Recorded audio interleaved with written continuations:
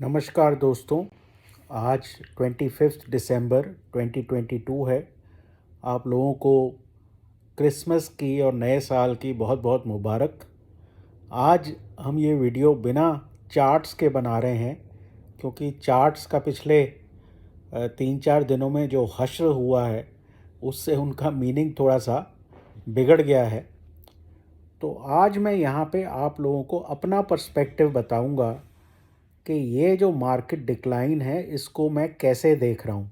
इससे पहले कि हम आगे बढ़ें, अगर आपको हमारी market calls, market insights, global events पे हमारी राय, जियो पॉलिटिक्स पे हमारे एडवाइस चाहिए हो तो आप व्हाट्सएप करें 9871066337 पर।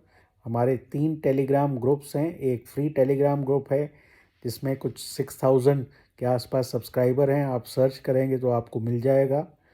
2 पेड हैं जिसमें एक इंट्राडे है और एक स्विंग ट्रेडिंग का टेलीग्राम ग्रुप है।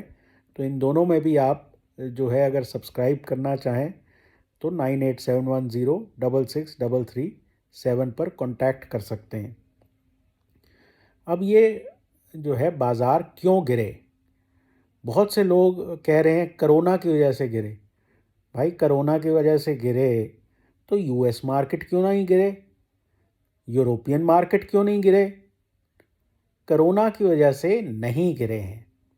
इसकी वजह बहुत सिंपल है कि ये जो हमने आउट परफॉर्मेंस दिखाई है 2022 में विज़ावी अदर ग्लोबल मार्केट्स, अब वो आउट परफॉर्मेंस का समय समाप्त हो गया है कुछ टाइम के लिए।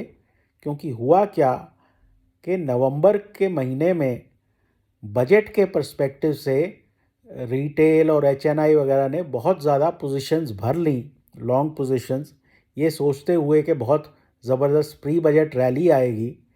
और ओवर एक्सटेंडेड होने की वजह से अब बाज़ार जो हैं वापस जो है ग्लोबल मार्केट्स के साथ इन लाइन फॉल कर रहे हैं। तो कहने का मतलब ये है, ओवर एक्सटेंडेड मार्केट्स को कोई कारण नहीं चाहिए। अब टीवी वालों को कारण बताना है तो उन्होंने कारण कोरोना को बता दिया, लेकिन अगर आप रीज़नेबली देखें तो बहुत लंबा चौड़ा कोरोना इंडिया में नहीं है और ये एक ऐसी प्रॉब्लम है जिससे हम डील कर चुके हैं। तो इसकी वजह से बहुत लंबी करेक्शन नहीं आएगी। ठीक है, ये डेल्टा वाली बात नहीं है। डेल्टा वेरिएंट भी था तो भी हम कुछ 14-15 हज़ार से नीचे नहीं गए थे। तो ये तो अभी साबित ही नहीं हुआ कि चाइना के बाहर बहुत ज़्यादा कोरोना फैला है। तो मेरे हिसाब से वो इशू नहीं है। लेकिन जिस तरह से मिड कैप कोलैप्स हो रहा है, जिस तरह से निफ्टी, बैंक निफ्टी कोलैप्स हो रहे हैं, जब ये बहुत ज़्यादा ग्लोबल मार्केट से डाइवर्ज करते हैं तो इसे कहते हैं मीन रिवर्जन हो रहा है एक तरह का। और मेरे हिसाब से ग्लोबल मार्केट ऊपर जाएं तो भी हम नीचे आएंगे और ग्लोबल मार्केट नीचे जाएं तो भी हम नीचे आएंगे कुछ समय के लिए। ये जो है 8 से 10 जनवरी तक यही आलम रह सकता है। तो अभी करेक्शन बाकी है।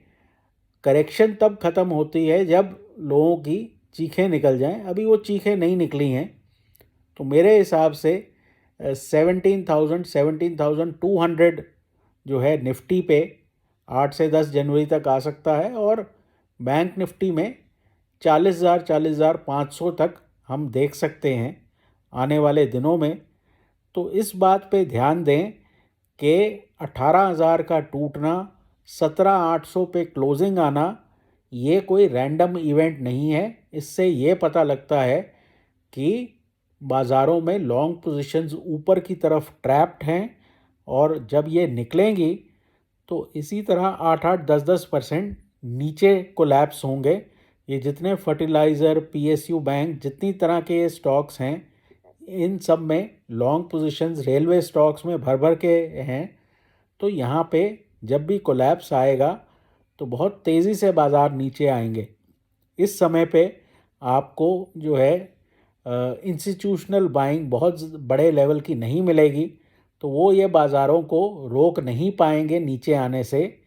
तो मेरे हिसाब से अभी अगला हफ्ता भी काफ़ी एक जो है ठीक ठाक बियरिश मूव आ सकती है, क्योंकि जो आदमी जहाँ फंसा हुआ है वहाँ से वो निकलने की कोशिश करेगा, तो चांसेस आर कि बाज़ार जो हैं उनमें एक कैस्केडिंग इफ़ेक्ट नीचे की तरफ आएगा। ऊपर की तरफ जब तक आप 18,050, 18,100 से ऊपर 18,050, 18,100 के ऊपर नहीं बंद होते, तब तक कोई मेरे को अपसाइड नहीं नज़र आती। सिमिलरली 42,200 के ऊपर अगर आप बैंक निफ्टी में नहीं बंद होते तो मुझे अपसाइड नहीं लगती।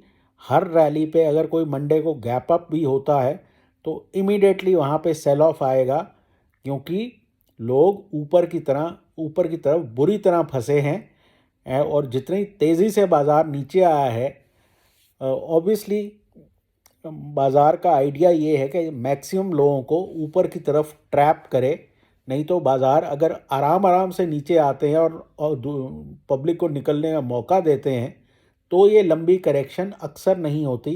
लेकिन अब क्योंकि लोग ट्रैप्ड हैं, पुट राइटर्स 18,000 पे ट्रैप्ड हैं, तो चांसेस आर के मार्केट दूसरी तरफ एक्सट्रीम पे जाएगा कोई भी टर्न अराउंड से पहले। तो मेरे हिसाब से 17,400, 500 इमीडिएटली अगले हफ्ते के लिए डाउन साइड्स आनी चाहिए।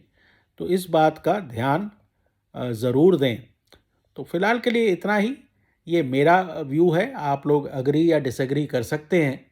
लेकिन मैंने ये देखा है कि बाज़ारों में जब लोग ट्रैप होते हैं तो सबसे ज़्यादा तेज़ी से मार्केट जो है चलते हैं और विदाउट लॉजिक चलते हैं।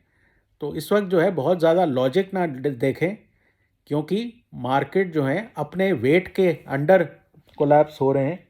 क्या ये डबल टॉप है? 18,600 का एक पुराना टॉप था, 18,600 का, 18,800 का ये वाला टॉप है। अगर आप देखें तो इंडिया स्टोरी बहुत ज़्यादा बिकी है, हर बंदा लॉन्ग है। तो उस लिहाज से भी देखें, राइजिंग इंटरेस्ट रेट एनवायरनमेंट है जो कि स्टॉक्स के लिए पॉजिटिव नहीं होता। शायद इंडिया में और बाकी दुनिया में भी रिसेशन आएगा। तो ऐसे माहौल में इस तरह का टॉप बनना भी बहुत ज़्यादा एक अनलाइकली इवेंट नहीं है। तो मेरे हिसाब से ऐसा मुमकिन है कि टॉप बहुत सारे स्टॉक्स में बन चुका है। अगर प्री बजट रैली आएगी भी तो बहुत एक नैरो रैली होगी, जो कि कुछ एक लार्ज कैप्स में होगी। तो मेरे हिसाब से बाज़ार जो है अब कंसोलिडेट करेंगे और पोस्ट बजट तो खासकर गिरावट आएगी। तो बहुत केयरफुल रहें। ये एक प्रॉफिट बुकिंग है जो कि बहुत एक बड़े स्तर की प्रॉफिट बुकिंग मुझे समझ में आ रही है। तो be cautious and take care.